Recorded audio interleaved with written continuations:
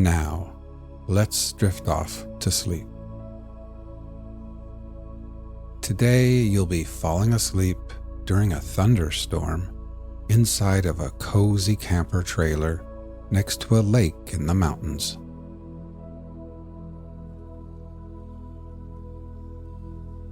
Imagine you are feeling exhausted, hot, and sweaty as you return to your camper.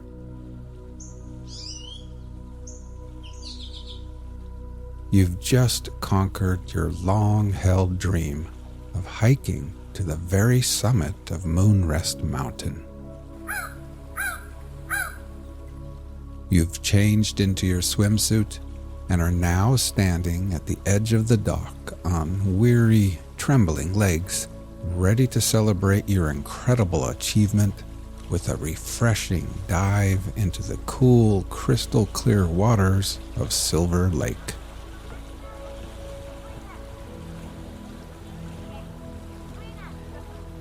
With your arms raised above your head and ready to dive in, you glance at the slow-moving dark clouds on the horizon.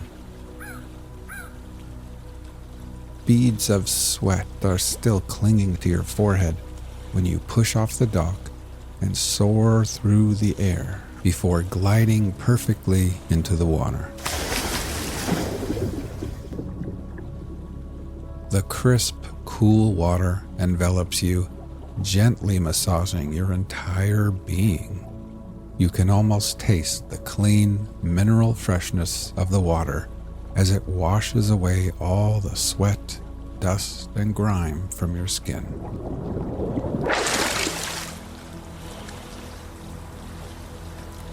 While breathing in deeply, you are met with the glorious sense of renewal. You feel utterly refreshed and rejuvenated.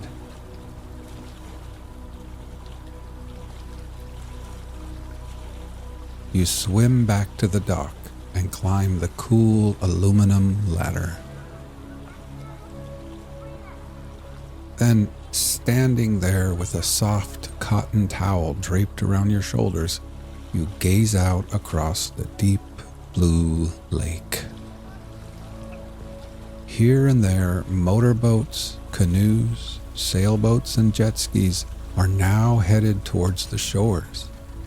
Everyone knows rain is coming.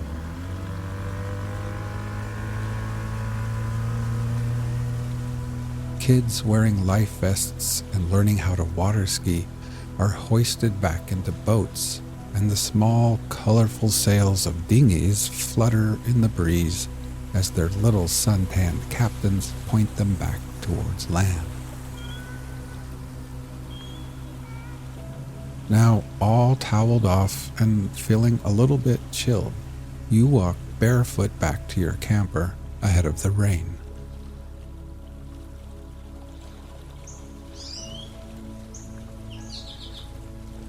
At the little picnic table, you collect your book, coffee mug, and sunglasses. You gather up other items and place them into a plastic tote. A salt and pepper shaker, a box of wooden matches, some paper plates. You secure the lid on the tote and move the Coleman lantern under the table.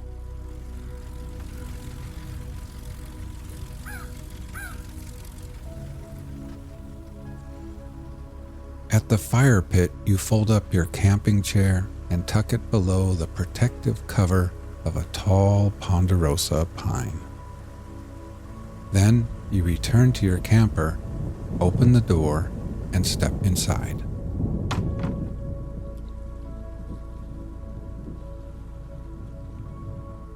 In the little kitchenette, you set water to boil for tea. And then you change into your favorite, coziest leisure wear.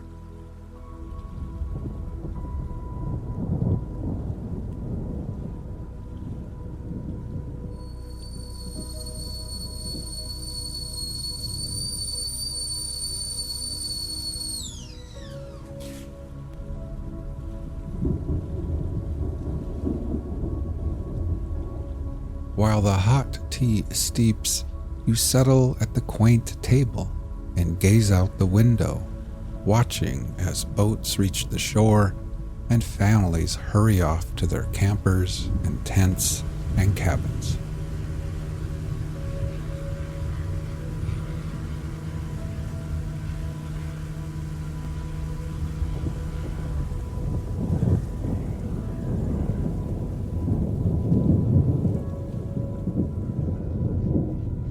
Now, with a warm cup of tea in hand and nestled in your soft, comfy clothes, you feel your body slowly warming again. You bring the mug to your lips. The fragrant steam curls around your face as you take a tiny sip. The tea is smooth, rich, and the perfect temperature.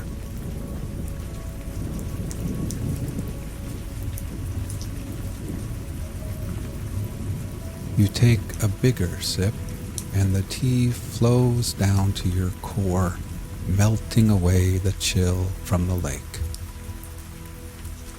A rush of warmth spreads throughout your body, like a wave of little goosebumps, and you're suddenly filled with a sense of deep accomplishment, peace, and satisfaction.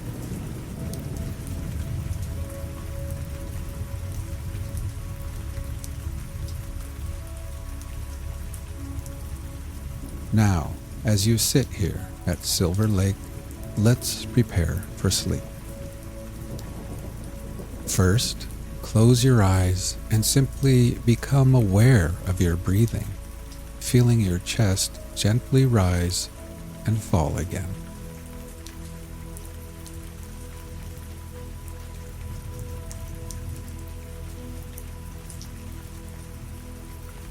Next, let's take a few deeper breaths. We will slowly fill our lungs with the cool, sweet scent of pine trees and that fresh mountain air. And then, after holding briefly, we will let it all go and exhale. Ready? Breathe in deeply, hold for 3, 2, 1, and then exhale.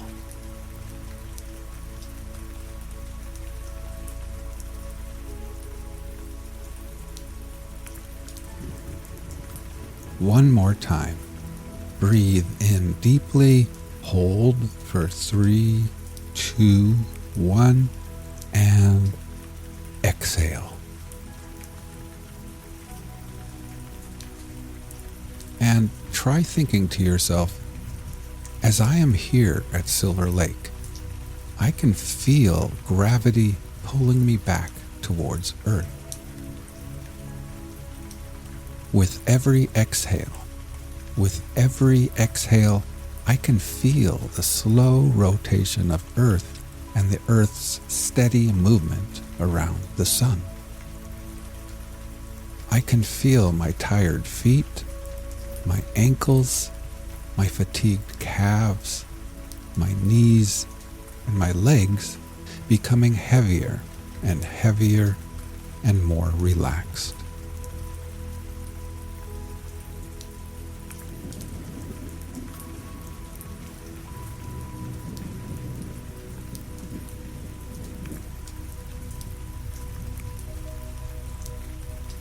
You finish the last sip of your perfect tea, and then you pick up a little pencil and notebook resting on the table. With them in hand, you make your way to the sleeping nook at the other end of the camper, where you collapse heavily into the soft, wide bed.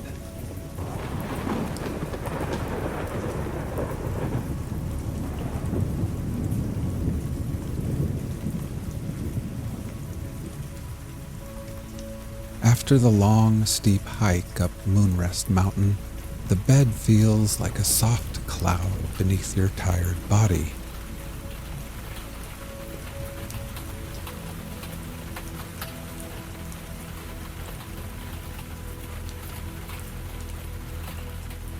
The little windows by the bed are cracked open, and your nostrils catch the pleasant scent of fresh rain on pine needles and moss.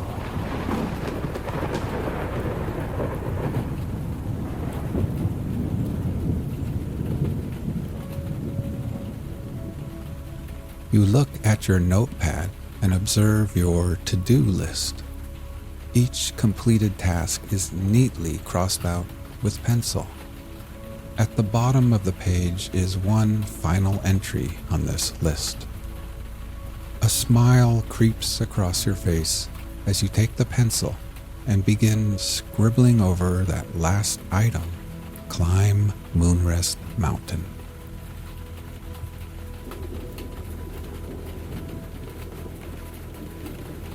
You set the notepad aside, thinking how perfect everything feels at this moment.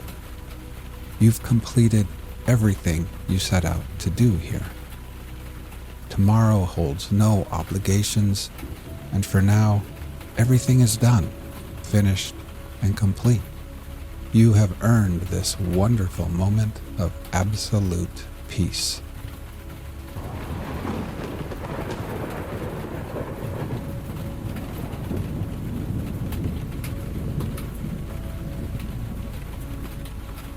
Your body sinks deeper into the soft bed.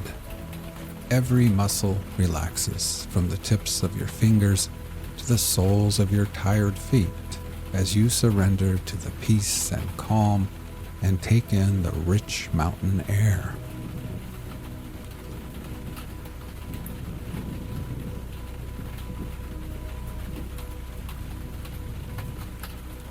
Let's take a few more deep breaths before drifting off to sleep. Ready? Breathe in deeply, hold for 3, 2, 1, and then exhale.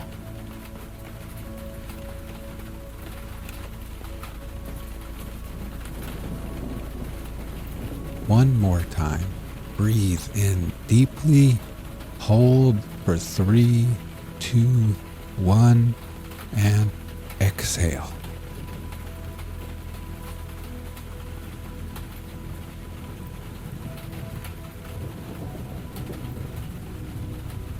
Try thinking to yourself, as I lay here at Silver Lake, I can feel gravity pulling me back towards Earth.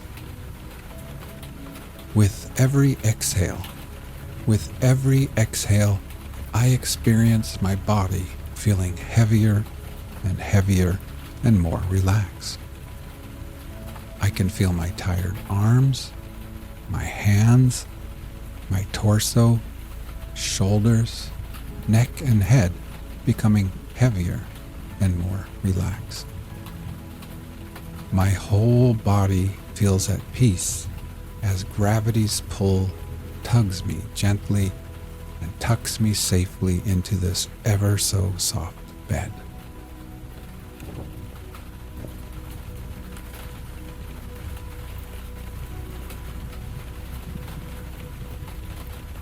Now, feeling oh so satisfied, safe, accomplished, rejuvenated, sleepy, and happy, you reach over to a little transistor radio, tune it to your favorite station, then lay back and close your eyes.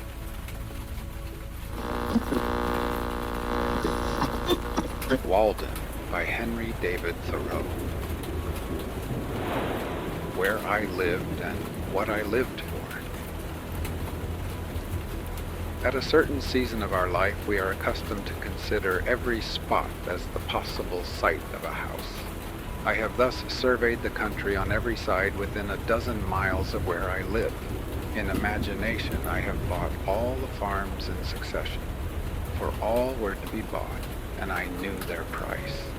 I walked over each farmer's premises, tasted his wild apples, discoursed on husbandry with him, took his farm at his price, at any price, mortgaging it to him in my mind, even put a higher price on it, took everything but a deed of it, took his word for his deed, for I dearly loved to talk, cultivated it, and him too to some extent, I trust, and withdrew when I had enjoyed it long enough, leaving him to carry it on. This experience entitled me to be regarded as a sort of real estate broker by my friends. Wherever I sat, there I might live, and the landscape radiated from me accordingly. What is a house but a seat? A seat. Better if a country seat. I discovered many a site for a house not likely to be soon improved, which some might have thought too far from the village. But to my eyes, the village was too far from it. Well, there I might live, I said, and there I did live, for an hour, a summer and a winter life. Saw how I could let the years run off, buffet the winter through, and see the spring come in. The future inhabitants of this region, wherever they may place their houses, may be sure that they have been anticipated. An afternoon sufficed to lay out the land into orchard, woodlot, and pasture, and to decide what fine oaks or pines should be left to stand before the door, and whence each blasted tree could be seen to the best advantage. And then I let it lie, fallow perchance, for a man is rich in proportion to the number of things which he can afford to let alone. My imagination carried me so far that I even had the refusal of several farms. The refusal was all I wanted, but I never got my fingers burned by actual possession. The nearest that I came to actual possession was when I bought the Hollowell place and had begun to sort my seeds and collected materials with which to make a wheelbarrow to carry it on or off with. But before the owner gave me a deed of it, his wife, every man has such a wife, changed her mind and wished to keep it, and he offered me $10 to release him. Now, to speak the truth, I had but 10 cents in the world, and it surpassed my arithmetic to tell. If I was that man who had 10 cents, or who had a farm, or $10, or all together. However, I let him keep the $10 and the farm too, for I had carried it far enough, or rather, to be generous, I sold him the farm for just what I gave for it, and as he was not a rich man, made him a present of $10, and still had my 10 cents and seeds and materials for a wheelbarrow left. I found thus that I had been a rich man without any damage to my poverty. But I retained the landscape, and I have since annually carried off what it yielded without a wheelbarrow. With respect to landscapes, I am monarch of all I survey, my right there is none to dispute. I have frequently seen a poet withdraw, having enjoyed the most valuable part of a farm, while the crusty farmer supposed that he had got a few wild apples only. Why, the owner does not know it for many years, when the poet has put his farm in rhyme, the most admirable kind of invisible fence, has fairly impounded it, milked it, skimmed it, and got all the cream, and left the farmer only the skimmed milk. The real attractions of the Hollowell farm to me were its complete retirement being about 2 miles from the village, half a mile from the nearest neighbor, and separated from the highway by a broad field. Its bounding on the river, which the owner said protected it by its fogs from frosts in the spring, though that was nothing to me. The gray color and ruinous state of the house and barn, and the dilapidated fences which put such an interval between me and the last occupant, the hollow and lichen-covered apple trees gnawed by rabbits, showing what kind of neighbors I should have, but above all, the recollection I had of it from my earliest voyages up the river, when the house was concealed behind a dense grove of red maples, through which I heard the house dog bark. I was in haste to buy it before the proprietor finished getting out some rocks, cutting down the hollow apple trees and grubbing up some young birches which had sprung up in the pasture, or in short, had made any more of his improvements. To enjoy these advantages, I was ready to carry it on, like Atlas to take the world on my shoulders. I never heard what compensation he received for that, and do all those things which had no other motive or excuse but that I might pay for it and be unmolested in my possession of it. For I knew all the while that it would yield the most abundant crop of the kind I wanted if I could only afford to let it alone. But it turned out as I have said. All that I could say then with respect to farming on a large scale, I have always cultivated a garden, was that I had had my seeds ready. Many think that seeds improve with age. I have no doubt that time discriminates between the good and the bad, and when at last I shall plant, I shall be less likely to be disappointed. But I would say to my fellows, once for all, as long as possible live free and uncommitted. It makes but little difference whether you are committed to a farm or the county jail. Old Cato, whose De Re Rustica is my cultivator, says, and the only translation I have seen makes sheer nonsense of the passage, when you think of getting a farm, turn it thus in your mind, not to buy greedily, nor spare your pains to look at it, and do not think it enough to go round it once. The oftener you go there, the more it will please you, if it is good. I think I shall not buy greedily, but go round and round it as long as I live, and be buried in it first, that it may please me the more at last. The present was my next experiment of this kind, which I purpose to describe more at length, for convenience, putting the experience of 2 years into one. As I have said, I do not propose to write an ode to dejection, but to brag as lustily as Chanticleer in the morning, standing on his roost, if only to wake my neighbors up.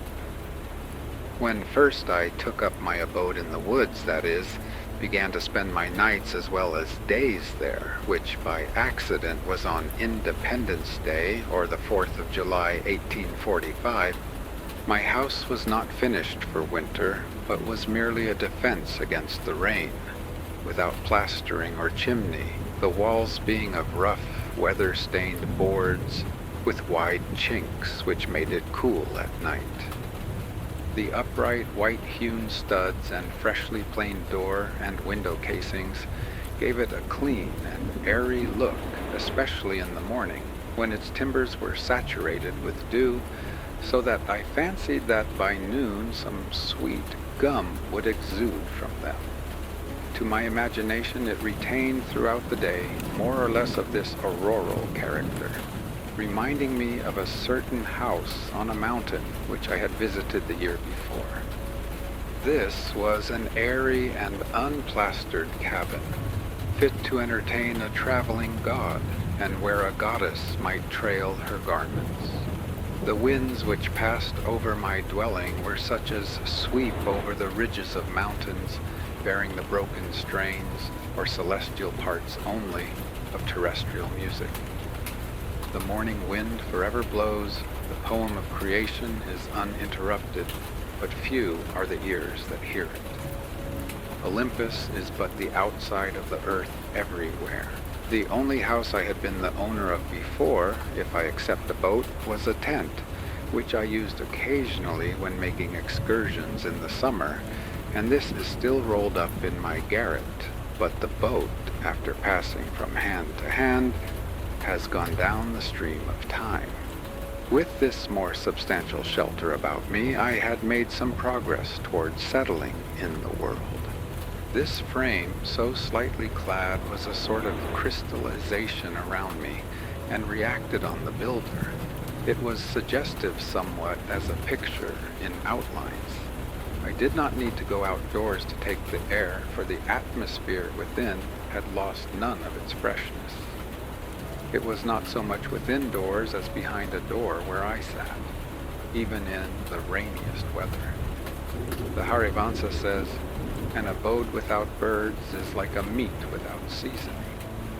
Such was not my abode, for I found myself suddenly neighbor to the birds, not by having imprisoned one, but having caged myself near them. I was not only nearer to some of those which commonly frequent the garden and the orchard, but to those wilder and more thrilling songsters of the forest, which never or rarely serenade a villager. The wood thrush, the veery, the scarlet tanager, the field sparrow, the whippoorwill, and many others. I was seated by the shore of a small pond about 1.5 miles south of the village of Concord, and somewhat higher than it in the midst of an extensive wood between that town and Lincoln, and about 2 miles south of that our only field known to fame, Concord Battleground. But I was so low in the woods that the opposite shore, 1/2 mile off, like the rest, covered with wood, was my most distant horizon. For the first week, whenever I looked out on the pond, it impressed me like a tarn high up on the side of a mountain, its bottom far above the surface of other lakes, and as the sun arose, I saw it throwing off its nightly clothing of mist, and here and there, by degrees, its soft ripples or its smooth reflecting surface was revealed, while the mists, like ghosts, were stealthily withdrawing in every direction into the woods, as at the breaking up of some nocturnal conventicle. The very dew seemed to hang upon the trees later into the day than usual, as on the sides of mountains. This small lake was of most value as a neighbor in the intervals of a gentle rainstorm in August, when, both air and water being perfectly still, but the sky overcast, mid-afternoon had all the serenity of evening, and the wood thrush sang around, and was heard from shore to shore. A lake like this is never smoother than at such a time, and the clear portion of the air above it being shallow and darkened by clouds, the water, full of light and reflections, becomes a lower heaven itself. So much the more important. From a hilltop nearby, where the wood had been recently cut off, there was a pleasing vista southward across the pond, through a wide indentation in the hills which formed the shore there, where their opposite sides, sloping toward each other, suggested a stream flowing out in that direction, through a wooded valley. But stream there was none. That way, I looked between and over the near green hills to some distant and higher ones in the horizon, tinged with blue. Indeed, by standing on tiptoe, I could catch a glimpse of some of the peaks of the still bluer and more distant mountain ranges in the northwest, those true blue coins from heaven's own mint, and also of some portion of the village. But in other directions, even from this point, I could not see over or beyond the woods which surrounded me. It is well to have some water in your neighborhood to give buoyancy to and float the earth. One value even of the smallest well is that when you look into it, you see that earth is not continent, but insular. This is as important as that it keeps butter cool. When I looked across the pond from this peak toward the Sudbury Meadows, which in time of flood I distinguished elevated perhaps by a mirage in their seething valley like a coin in a basin, all the earth beyond the pond appeared like a thin crust, insulated, and floated even by this small sheet of interverting water, and I was reminded that this on which I dwelt was but dry land. Though the view from my door was still more contracted, I did not feel crowded or confined in the least. There was pasture enough for my imagination. The low shrub oak plateau to which the opposite shore arose stretched away toward the prairies of the west and the steppes of Tartary, affording ample room for all the roving families of men. There are none happy in the world but beings who enjoy freely a vast horizon, said Damodara, when his herds required new and larger pastures. Both place and time were changed, and I dwelt nearer to those parts of the universe and to those eras in history which had most attracted me. Where I lived was as far off as many a region viewed nightly by astronomers. We are wont to imagine rare and delectable places in some remote and more celestial corner of the system, behind the constellation of Cassiopeia's chair, far from noise and disturbance. I discovered that my house actually had its site in such a withdrawn but forever new and unprofaned part of the universe. If it were worth the while to settle in those parts near to the Pleiades or the Hyades, to Aldebaran or Altair, then I was really there, or at an equal remoteness from the life which I had left behind, dwindled and twinkling with as fine a ray to my nearest neighbor, and to be seen only in moonless nights by him. Such was that part of creation where I had squatted. There was a shepherd that did live, and held his thoughts as high as were the mounts whereon his flocks did hourly feed him by. What should we think of the shepherd's life if his flocks always wandered to higher pastures than his thoughts? Every morning was a cheerful invitation to make my life of equal simplicity, and I may say innocence, with nature herself. I have been as sincere a worshipper of Aurora as the Greeks. I got up early and bathed in the pond. That was a religious exercise, and one of the best things which I did. They say that characters were engraven on the bathing tub of King Ching Thang to this effect: renew thyself completely each day. Do it again and again and forever again. I can understand that. Morning brings back the heroic ages. I was as much affected by the faint hum of a mosquito making its invisible and unimaginable tour through my apartment at earliest dawn, when I was sitting with door and windows open, as I could be by any trumpet that ever sang of fame. It was Homer's Requiem, itself an Iliad and Odyssey in the air, singing its own wrath and wanderings. There was something cosmical about it, a standing advertisement, till forbidden, of the everlasting vigor and fertility of the world. The morning, which is the most memorable season of the day, is the awakening hour. Then there is least somnolence in us, and for an hour at least some part of us awakes which slumbers all the rest of the day and night. Little is to be expected of that day, if it can be called a day, to which we are not awakened by our genius, but by the mechanical nudgings of some servitor, are not awakened by our own newly acquired force and aspirations from within, accompanied by the undulations of celestial music, instead of factory bells, and a fragrance filling the air, to a higher life than we fell asleep from. And thus the darkness bear its fruit and prove itself to be good, no less than the light.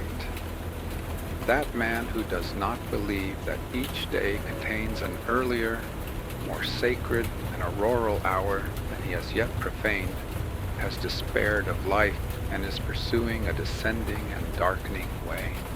After a partial cessation of his sensuous life, the soul of man, or its organs rather, are reinvigorated each day, and his genius tries again what noble life it can make. all memorable events, I should say, transpire in morning time and in a morning atmosphere. The Vedas say, all intelligences awake with the morning. Poetry and art and the fairest and most memorable of the actions of men date from such an hour.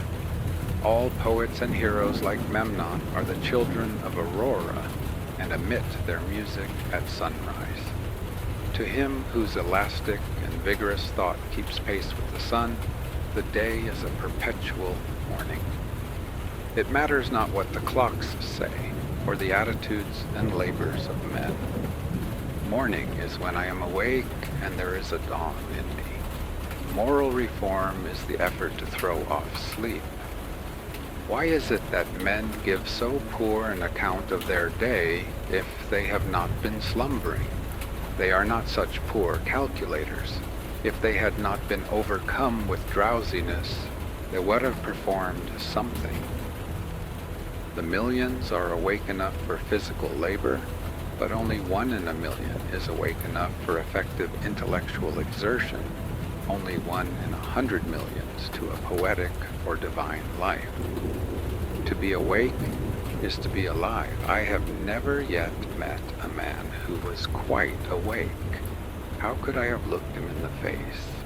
We must learn to reawaken and keep ourselves awake, not by mechanical aids, but by an infinite expectation of the dawn, which does not forsake us in our soundest sleep. I know of no more encouraging fact than the unquestionable ability of man to elevate his life by a conscious endeavor. It is something to be able to paint a particular picture or to carve a statue, and so to make a few objects beautiful, but it is far more glorious to carve and paint the very atmosphere and medium through which we look, which morally we can do. To affect the quality of the day, that is the highest of arts. Every man is tasked to make his life, even in its details, worthy of the contemplation of his most elevated and critical hour. If we refused, or rather used up, such paltry information as we get, the oracles would distinctly inform us how this might be done. I went to the woods because I wished to live deliberately, to front only the essential facts of life and see if I could not learn what it had to teach, and not, when I came to die, discover that I had not lived. I did not wish to live what was not life. Living is so dear. Nor did I wish to practice resignation unless it was quite necessary. I wanted to live deep and suck out all the marrow of life, to live so sturdily and Spartan-like as to put to rout all that was not life, to cut a broad swath and shave close, to drive life into a corner and reduce it to its lowest terms. And if it proved to be mean, why then to get the whole and genuine meanness of it and publish its meanness to the world. Or if it were sublime, to know it by experience and be able to give a true account of it in my next excursion. For most men, it appears to me, are in a strange uncertainty about it, whether it is of the devil or of God, and have somewhat hastily concluded that it is the chief end of man here to glorify God and enjoy him forever. Still, we live meanly, like ants, though the fable tells us that we were long ago changed into men. Like pygmies, we fight with cranes. It is error upon error and clout upon clout, and our best virtue has for its occasion a superfluous and inevitable wretchedness. Our life is frittered away by detail. An honest man has hardly need to count more than his 10 fingers, or in extreme cases he may add his 10 toes and lump the rest. Simplicity, simplicity, simplicity. I say, let your affairs be as 2 or 3, and not 100 or 1,000.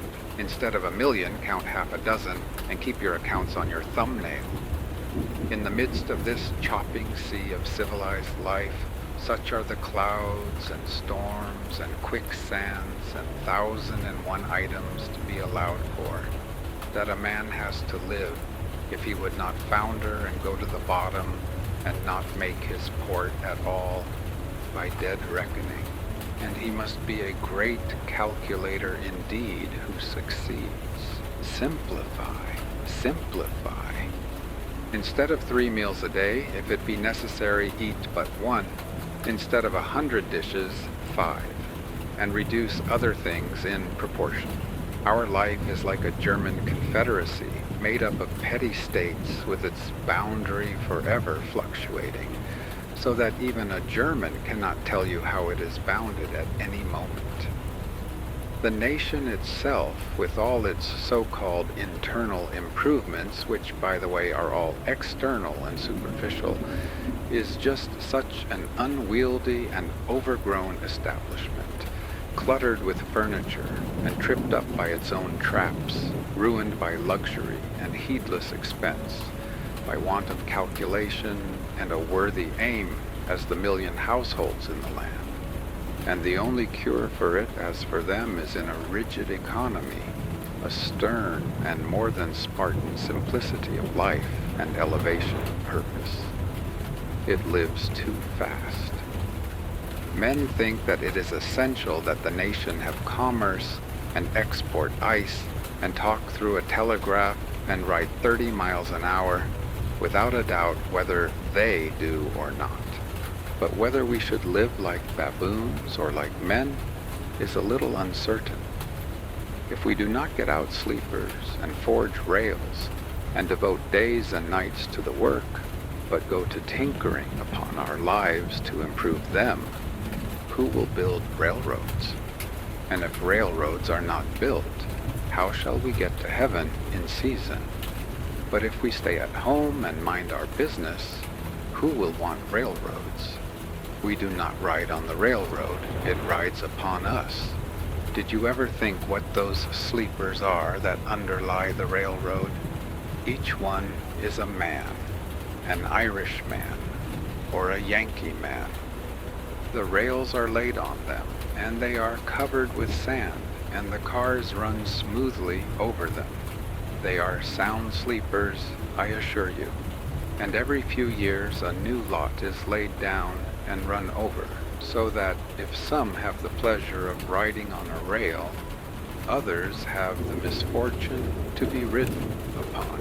And when they run over a man that is walking in his sleep, a supernumerary sleeper in the wrong position, and wake him up, they suddenly stop the cars and make a hue and cry about it, as if this were an exception.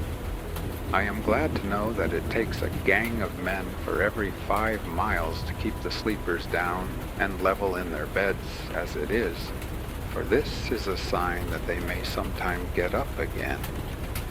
Why should we live with such hurry and waste of life? We are determined to be starved before we are hungry. Men say that a stitch in time saves 9, and so they take 1,000 stitches today to save 9 tomorrow. As for work, we haven't any of any consequence. We have the Saint Vitus's dance and cannot possibly keep our heads still.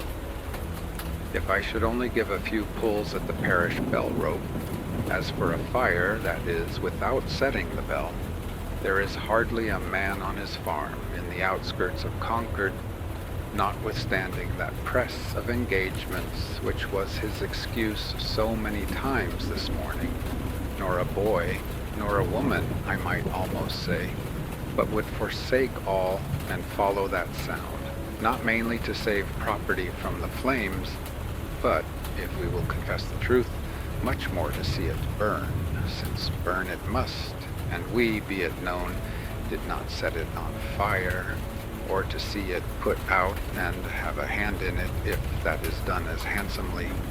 Yes, even if it were the parish church itself. Hardly a man takes a half-hour's nap after dinner, but when he wakes, he holds up his head and asks, "What's the news?"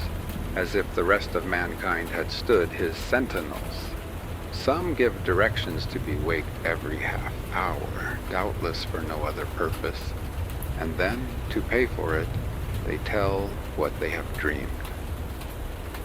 After a night's sleep, the news is as indispensable as the breakfast. Pray tell me anything new that has happened to a man anywhere on this globe.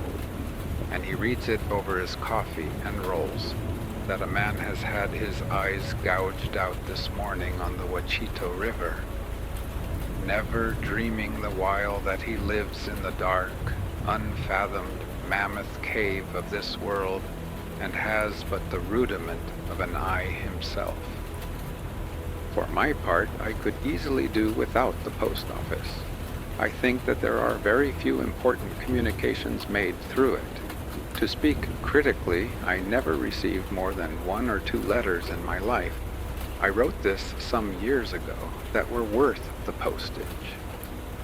The penny post is, commonly, an institution through which you seriously offer a man that penny for his thoughts, which is so often safely offered in jest. And I am sure that I never read any memorable news in a newspaper.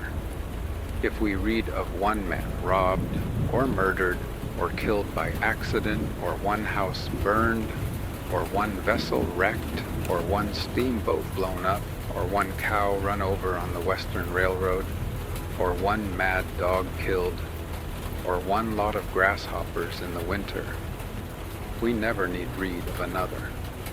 One is enough.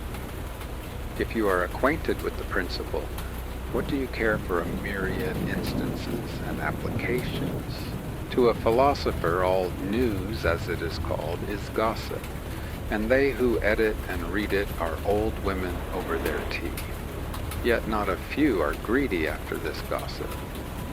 There was such a rush, as I hear, the other day at one of the offices to learn the foreign news by the last arrival, that several large squares of plate glass belonging to the establishment were broken by the pressure.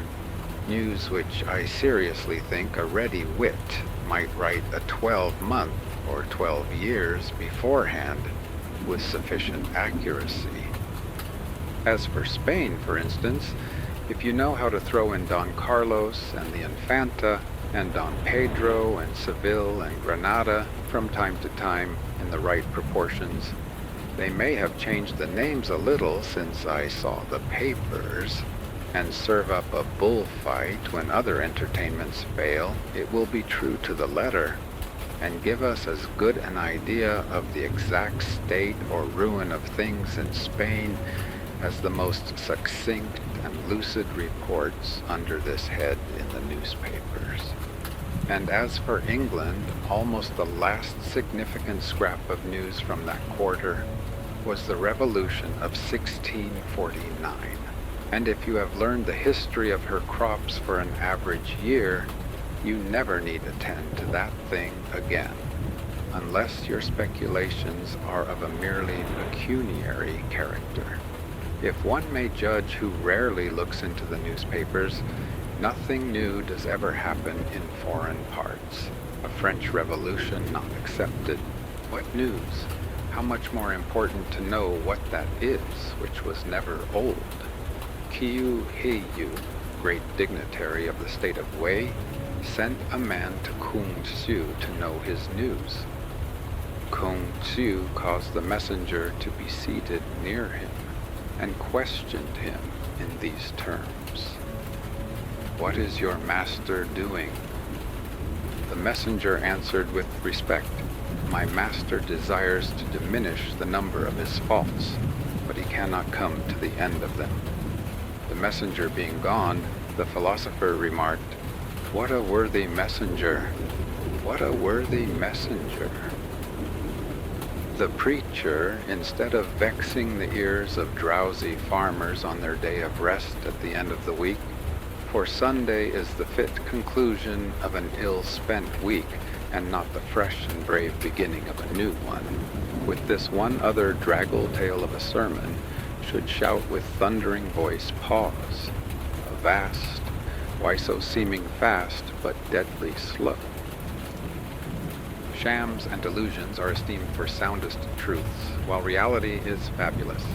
If men would steadily observe realities only, and not allow themselves to be deluded, life, to compare it with such things as we know, would be like a fairy tale and the Arabian Nights' entertainments. If we respected only what is inevitable and has a right to be, music and poetry would resound along the streets. When we are unhurried and wise, we perceive that only great and worthy things have any permanent and absolute existence, that petty fears and petty pleasures are but the shadow of the reality. This is always exhilarating and sublime. By closing the eyes and slumbering and consenting to be deceived by shows, men establish and confirm their daily life of routine and habit everywhere, which still is built on purely illusory foundations. Children who play life discern its true law and relations more clearly than men, who fail to live it worthily, but who think that they are wiser by experience, that is, by failure. I have read in a Hindu book that there was a king's son who, being expelled in infancy from his native city, was brought up by a forester, and growing up to maturity in that state, imagined himself to belong to the barbarous race with which he lived.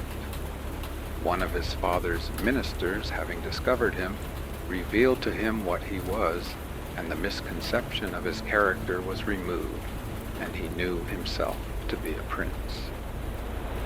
So soul, continues the Hindu philosopher, from the circumstances in which it is placed, mistakes its own character until the truth is revealed to it by some holy teacher, and then it knows itself to be Brahmi. I perceive that we inhabitants of New England live this mean life, that we do because our vision does not penetrate the surface of things. We think that that is which appears to be. If a man should walk through this town and see only the reality, where, think you, would the mill dam go to? If he should give us an account of the realities he beheld there, we should not recognize the place in his description. Look at a meeting house, or a courthouse, or a jail, or a shop, or a dwelling house, and say what that thing really is before a true gaze, and they would all go to pieces in your account of them. Men esteem truth remote, in the outskirts of the system, behind the farthest star, before Adam, and after the last man. In eternity there is indeed something true and sublime, but all these times and places and occasions are now and here. God himself culminates in the present moment and will never be more divine in the lapse of all the ages.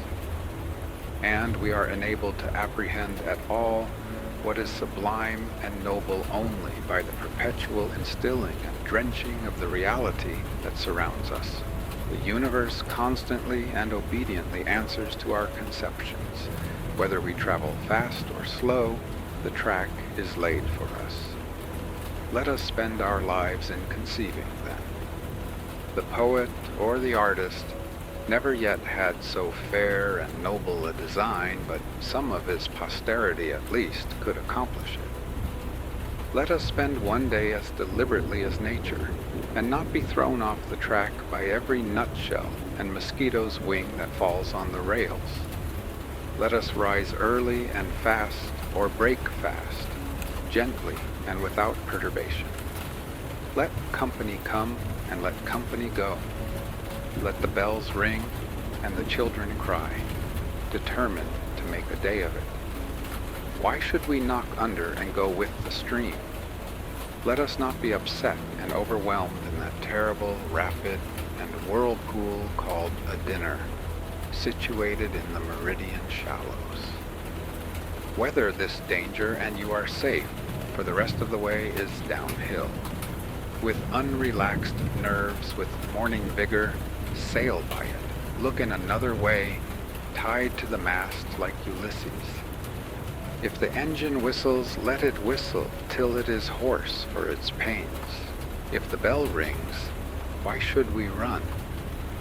We will consider what kind of music they are like.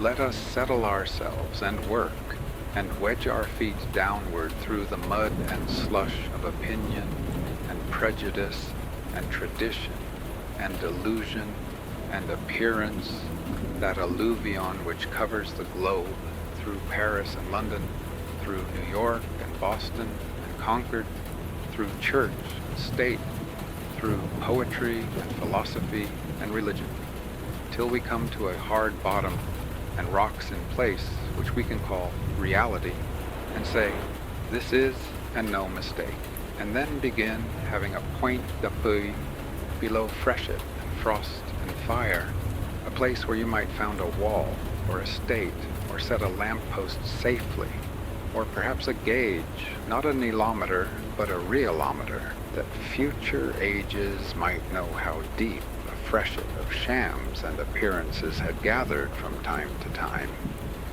If you stand right fronting and face to face to a fact, you will see the sun glimmer on both its surfaces, as if it were a scimitar, and feel its sweet edge dividing you through the heart and marrow, and so you will happily conclude your mortal career. Be it life or death, we crave only reality. If we are really dying, let us hear the rattle in our throats and feel cold in the extremities. If we are alive, let us go about our business. Time is but the stream I go a-fishing in. I drink at it, but while I drink, I see the sandy bottom and detect how shallow it is. Its thin current slides away, but eternity remains. I would drink deeper, fish in the sky, whose bottom is pebbly with stars. I cannot count one. I know not the first letter of the alphabet. I have always been regretting that I was not as wise as the day I was born. The intellect is a cleaver. It discerns and rifts its way into the secret of things. I do not wish to be any more busy with my hands than is necessary. My head is hands and feet. I feel all my best faculties concentrated in it. My instinct tells me that my head is an organ for burrowing, as some creatures use their snout and forepaws, and with it I would mine and burrow my way through these hills. I think that the richest vein is somewhere hereabouts, so by the divining rod and thin rising vapors I judge, and here I will begin to mine.